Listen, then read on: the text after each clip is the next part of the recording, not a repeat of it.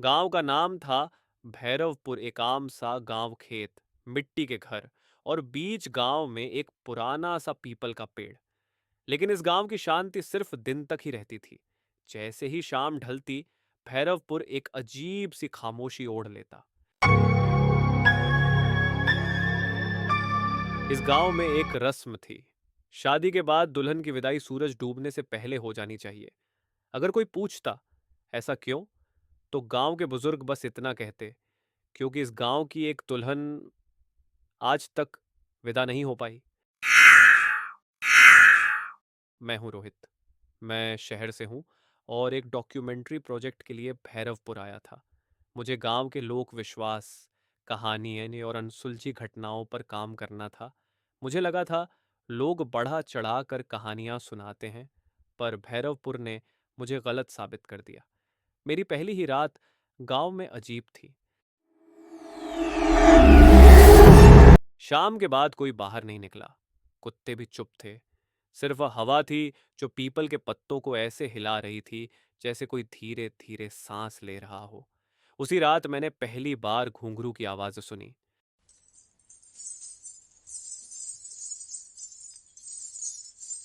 मैं उठा, गली में देखा।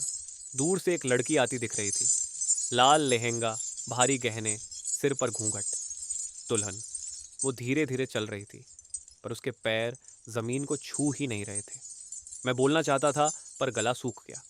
जैसे ही वो पीपल के पेड़ के नीचे पहुंची, एक पल के लिए उसने घूंघट उठाया। उसका चेहरा पीला, फटा हुआ, आंखों के नीचे काले गड्ढे और होठों पर जम चुकी एक अधूरी चीख। अगली पल वो गायब।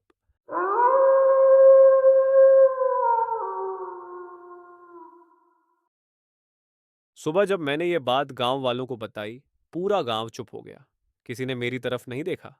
सिर्फ एक बुढ़िया बोली, तुमने उसे देख लिया, मतलब वो तुम्हें देख चुकी है। तब मुझे पता चला उस दुल्हन का नाम कमला।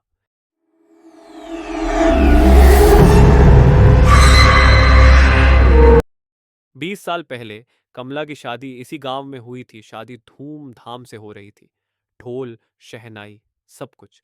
पर विदाई के वक्त अचानक आंधी आ गई, बिजली गिरी, अंधेरा छा गया। और जब रोशनी लौटी, कमला गायब थी। उसकी लाश कभी नहीं मिली। बस शादी का जोड़ा मिला, पीपल के पेड़ के नीचे खून से भीगा हुआ। उस दिन के बाद से भैरवपुर में एक भी शादी शांति से पूरी नहीं हुई। हर कुछ साल में कोई ना कोई दुल्हन रात को गायब हो जाती या फिर पागल हो जाती। कमला की आत्मा शांत नहीं थी। वो हर रात अपनी विदाई पूरी करने निकलती थी, लेकिन जिसे वो मिल जाती उसे अपनी जगह दे देती। मुझे लगा मैं बस कहानी सुन रहा हूं, जब तक तीसरी रात मेरे कमरे के बाहर घुंघरू नहीं बजने लगे।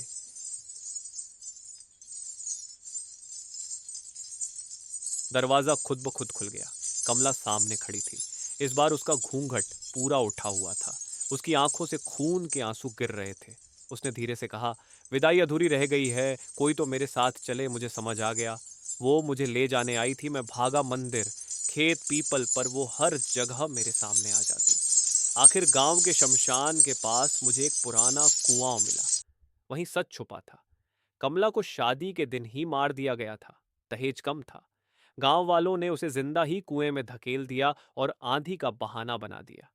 उसकी विदाई इसलिए नहीं हुई क्योंकि वो दुल्हन बनने के बाद कभी बीवी बन ही नहीं पाई। उस रात मैंने गांव वालों के सामने सच बोल दिया। पुलिस आई, कुएं से हड्डियां निकलीं। जब कमला का अंतिम संस्कार ठीक से हुआ, उसी रात पीपल के पेड़ के नीचे पहली बार कोई घूंघरू नहीं बजा। मैं भैरवपुर छोड़ आया। पर आज भी जब किसी गांव में शादी होती है और विदाई लेट हो जाती है, तो मुझे याद आता है भैरवपुर, क्योंकि कुछ दुल्हनें सिर्फ ससुराल जाने के लिए नहीं, इंसानियत के इंसाफ के लिए भटकती हैं। स्टोरी खत्म हो सकती है, पर डर नहीं। अगर गूज बम्प्स आए हों, लाइक करो। और ऐसी कहानियों के लिए सब्सक्राइब करना मत भूलना। अगर ऐसी हॉरर स्टोरीज पसंद हैं तो चैनल को सब्सक्राइब जरूर करना।